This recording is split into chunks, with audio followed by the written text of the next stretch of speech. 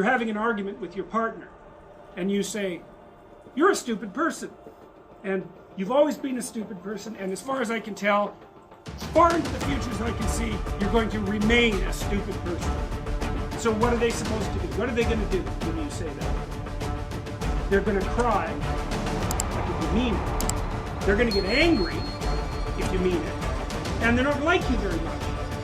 And why is that? Well, it's like, it's assault, basically. The only way, really, the only thing that you can do in a situation like that is walk away. Ignore it, respond in kind, or if it degenerates into violence. That's it. Because there's no discussion. You haven't left the person anywhere to go. You've gone right to the top of their hierarchy and said everything about you is wrong. And worse than that, all the mechanisms that we could use to correct it won't work.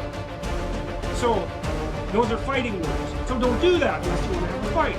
So then you might say, well, what would you do instead? The answer is, deliver the least amount of information you possibly can. And so let's say you come home and your person is watching TV, and you were kind of hoping they'd greet you at the door.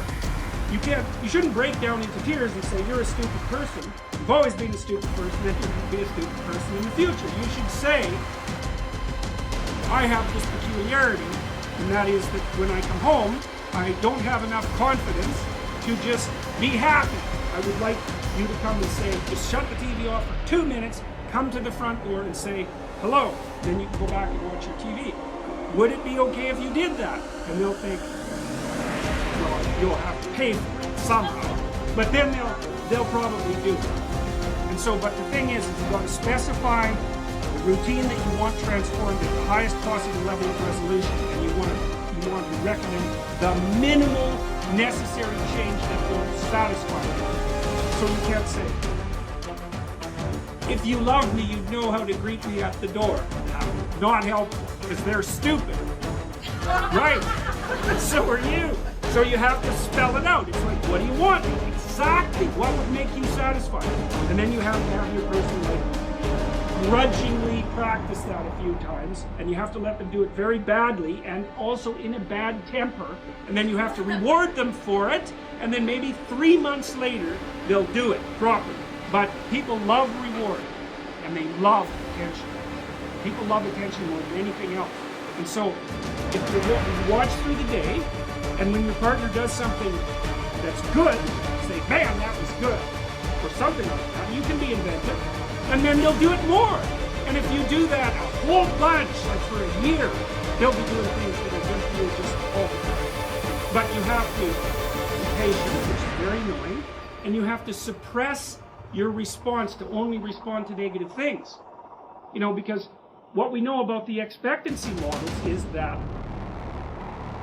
a deviation from expectation produces a burst of negative emotions. You know, so you come home and the whole house is clean, but there's like, I don't know, the dog has shed on the rug or something, and the person overlooked that. It's like, you're not going to see the clean house, you're going to see the rug with the dog fur on it. You're going to say, why didn't you clean up the rug with the dog fur? And they're going to say, good luck getting me to clean up the house again.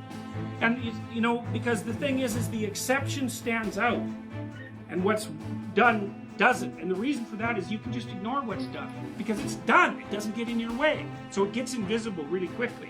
So you really got to watch that tendency. One of the things Nietzsche said was that if you really want to punish someone, you don't punish them when they do something wrong. They expect that. That's not a punishment. They expect that. They might even be relieved by it. You want to punish them when they do something right, because then you'll really hurt them. And so that's something to think about. If you're in a relationship, if someone's done something right, do not punish them. You do that 2 or 3 times, and that's it. And you're not going to get them to do that anymore. So, judiciousness. Watch what they're doing. If something happens that's good, notice it. And you know, if they've done a bunch of things, don't concentrate on the things they did wrong. That's not smart. It's really hard on them too. Like, in some sense, this sounds manipulative and selfish, you know, because I'm teaching you how to train your partner. To also teach them how to train you. Because it would be really nice if you could come home and the person would say, well, what did you do today? And you say, you know, here's a bunch of things I did. And they say, well, this looks really good, and that was great. Why did you do more of that? And you're like, oh boy, it was a great day. And so, you know, you can train them to train you properly. And that's a really helpful thing, especially if you do it over a few years. That's how you have a good relationship, because you're both clueless as hell to begin with. You don't know even what would make you happy, much less what would make the other person happy.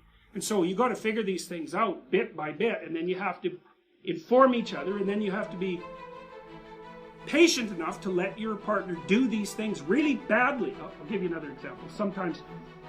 Sometimes I see couples sporadically in my clinical practice. I'm not a couples counselor, and so, but sometimes when I'm working with someone, there's an issue that needs to be discussed with both people, because otherwise it's just stupid.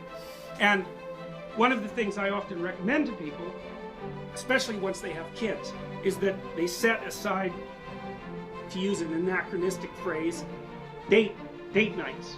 Well, everyone hates that idea. It's like they say, well, you know, they'll just say I'm not doing that. That would be one objection. We're just not doing that. You know, that's what we did before we got married. They'll say, well, my partner would never go for that. They've got a bunch of excuses why that isn't going to work. And so I've heard all those excuses. I know all of them. And then maybe I convince them, yeah, sure, I know this is stupid, it's awkward, it's artificial. That's okay, just try it once. So then they go and try it, and then they come back and they say, we had an absolutely miserable time. Really, we had a miserable time. We couldn't agree on what movie to go to, and then, you know, she took me to her movie, and I really didn't like it, so we fought all the way home. We're never doing that again.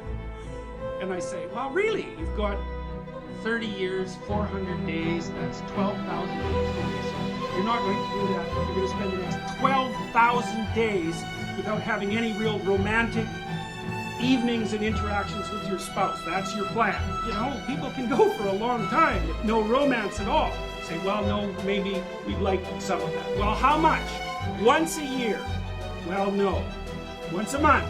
Well, no. Once every 2 weeks? Well, sometimes people are really busy. It's like, okay, that beats the hell out of 0. Once a week, twice a week, okay, whatever. We're gonna start with the range, okay. What would a good evening look like? If you both get exactly what you wanted, what would it look like? Well, then they have to think about that, because the previous theory was, my stupid partner should know what I like, and that's what the partner is thinking too. It's like, good luck with that, because no, they don't have a clue, especially if they're men, they don't have a clue. So you have to tell them what you want and how they could deliver it, and vice versa, which is very awkward and horrible. And then you have to practice it for 6 months. Because, you know, it takes a lot of practice to do something sophisticated really well. And then if you do that, it's like, poof, you got it for the rest of your life.